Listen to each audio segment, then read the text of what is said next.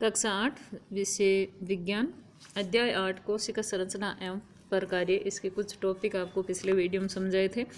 आज इनके नोट्स की पीडीएफ फाइल जो आपको नोटबुक में करनी है और इसके आगे के टॉपिक समझाए जाएंगे। कोशिका की परिभाषा आपको बताई थी कि सजीवों की मूलभूत संरचनात्मक और क्रियात्मक इकाई कोशिका कहलाती है। सजीवों की मूलभूत यानी उनका जो शरीर चाहे कितना ही बड़ा हो, उनका निर्माण कोशिकाओं से ही एक कोशिका से ही प्रारंभ हुआ था। और कोशिका में जो छोटे छोटे कोशिका द्रव्य में पाए जाने कोशिका है वो उस शरीर के विशिष्ट क्रियाओं को कार्यों को संपन्न करते हैं और उस मनुष्य शरीर या अन्य सजीवों के शरीर की संरचना का निर्माण भी करते हैं। इसीलिए इसको संरचनात्मक और क्रियात्मक इकाई कहा जाता है। तो इसकी जो खोज सर्वप्रथम निर्जीव कोशिका की खोज रॉबर्ट हुक ने 1665 में की थी। सजीव कोशिका की खोज एंटोनी वॉन ल्यूएनहोक ने 1674 में की। अब अपन ये जानेंगे कि क्या कोशिकाओं की संख्या सभी सजीवों में समान ही होती है या कम ज़्यादा होती है, या कम ज़्यादा है तो क्यों है। तो सभी सजीवों में कोशिकाओं की संख्या अलग अलग होती है, अर्थात निश्चित नहीं होती।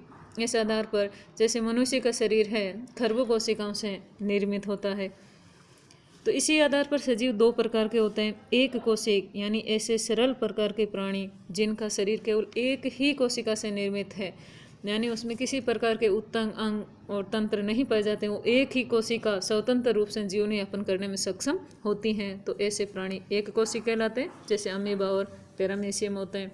बहुकोशिक जिनका शरीर अनेक कोशिकाओं से निर्मित है, यानी एक से अधिक कोशिकाओं से निर्मित हैं, तो वो बहुकोशिक प्राणी कहलाएंगे। ये जो बड़े वृक्ष हैं, मनुष्य हैं, खरगोश हैं, गाय है, तो ये सब बहुकोशिक प्राणी कहलाते हैं। अब अपन ये समझेंगे कि कोशिका का आकार अलग अलग जीवों में अलग अलग होता है या निश्चित होता है। क्या स्थिति है इनकी, तो सभी कोशिकाओं की साइज अलग अलग होती है। यानी मनुष्य के शरीर में भी अनेक प्रकार की कोशिकाएं और उन अनेक प्रकार की कोशिकाओं की साइज अलग अलग है। जैसे आरबीसी कोशिकाओं की साइज अलग होगी, तंत्रिका कोशिकाओं की साइज अलग होगी। तो ये उन कोशिकाओं के कार्यों पर निर्भर करती है, यानी जो कोशिका जितना अधिक कार्य करेगी उसका आकार उतना ही बड़ा होगा। जैसे सबसे छोटी कोशिका जीवाणु कोशिका माइक्रोप्लाज्मा 0.1 से 0.5 माइक्रोमीटर व्यास होता है। और सबसे बड़ी कोशिका शुतुरमुर्ग का अंडा, जिसको अपन नग्न आंखों से देख सकते हैं, यानी इसमें माइक्रोस्कोप की आवश्यकता नहीं होती है, जो भी एक एकल कोशिका होती है। तो ये जानेंगे कि अपन सजीव में ये जो विभिन्न प्रकार की कोशिकाएं होती हैं उनका साइज निर्धारण कैसे होता है। तो किसी कोशिका का साइज किसी पौधे या जंतु के साइज से नहीं होता है। यानी हाथी है बहुत बड़ा होता है और इसकी तुलना चूहे से की जाए तो ये आकार में बहुत छोटा है। तो क्या हाथी की कोशिकाएं बहुत बड़ी होती हैं या चूहे की कोशिकाएं बहुत छोटी होती हैं। तो ये कोशिकाओं के कार्यों पर निर्भर करता है, जंतु के शरीर पर निर्भर नहीं करता। ये जो कोशिका जितने कम समय में अधिक कार्य करती है उसका आकार उतना ही अधिक बड़ा होता है। जैसे मनुष्य के शरीर की तंत्रिका कोशिकाएं हैं, ये अधिक कार्य करती है। अधिक कार्य कौन सी करती है, ये जो बाह्य वातावरण से उद्दीपन होती है ये तुरंत ग्रहण करके मस्तिष्क को सूचना देती है और पुनः उस स्थान से, जैसे कांटा चुभ रहा है तो हाथ को हटा देती है। ये क्रिया तुरंत बहुत कम समय में संपन्न हो जाती है। तो ये तंत्रिका कोशिकाएं अपने शरीर की सबसे लंबी कोशिकाएं होती है। ये लंबी व साकित होती है। जो हाथी व चूहे दोनों में ही लंबी व साकित होगी अगर तंत्रिका कोशिकाएं हैं,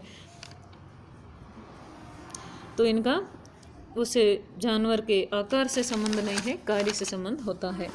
अगला टॉपिक है कोशिका की आकृति।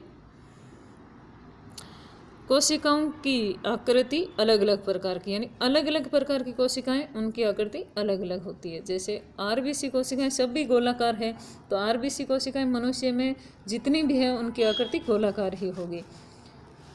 अमीबा है एक कोशिक प्राणी है, इसकी आकृति अनियमित होती है, जो मैंने डायग्राम से आपको बताया था।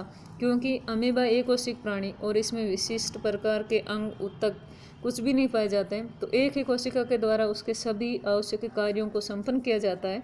तो जब ये भोजन ग्रहण करने के लिए गति करता है, तो जिस दिशा में ये गमन करेगा या गति करेगा उसी दिशा में कोशिका झिल्ली द्वारा दो उभार परवर्धनुमा संरचनाएं बनेगी, जिन्हें पादाप या कूट यानी जूटे पैर का निर्माण, जूटे पैरों का निर्माण हो जाता है। यानी वो स्थायी नहीं है, वापस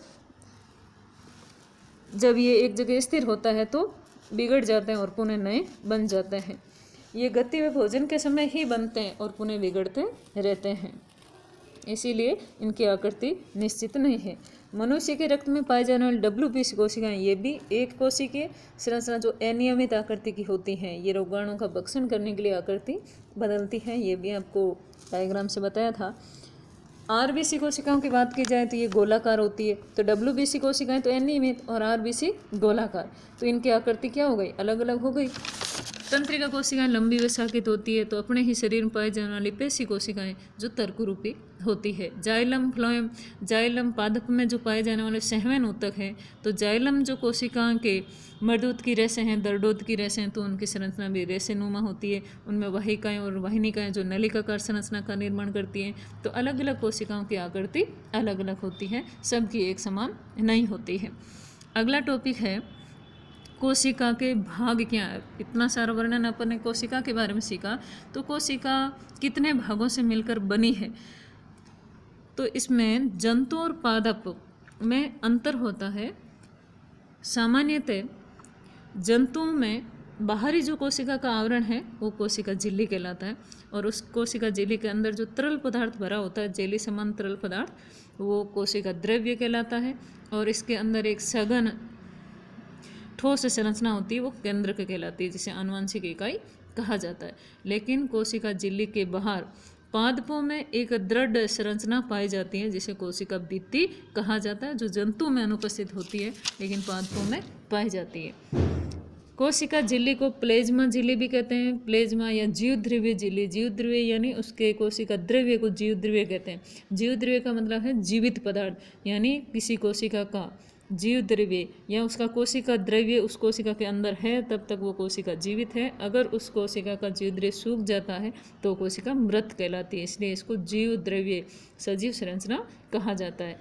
कोशिका का जो बाहरी आवरण है कोशिका झिल्ली, ये कोशिका का आकार बनाए रखती है और एक कोशिका को दूसरी कोशिका से अलग भी करती हैं। ये जो झिल्ली हैं ये सह-रंध्र होती हैं, इसमें छोटे छोटे रंध्र पाए जाते हैं, जिससे बाहरी पदार्थों का बाहरी पोषक पदार्थ कोशिका द्रव्य में आते हैं और कोशिका के उत्सर्जी पदार्थ वो बाहर चले जाते हैं, यानी इन पदार्थों का आदान प्रदान करने के लिए सह-रंध्र संरचना होती है।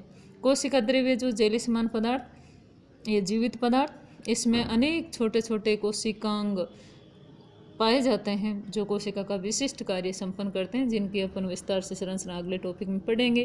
और इसका जो केंद्रक है वो कोशिका द्रव्य में एक सघन गोलाकार रचना जिसे आनुवंशिक इकाई कहा जाता है। इसमें गुणसूत्र जीन जो पाए जाते हैं वो एक पीढ़ी से दूसरी पीढ़ी लक्षणों को स्थानांतरित करने का कार्य करते हैं, इसलिए इसको आनुवंशिक इकाई कहा जाता है।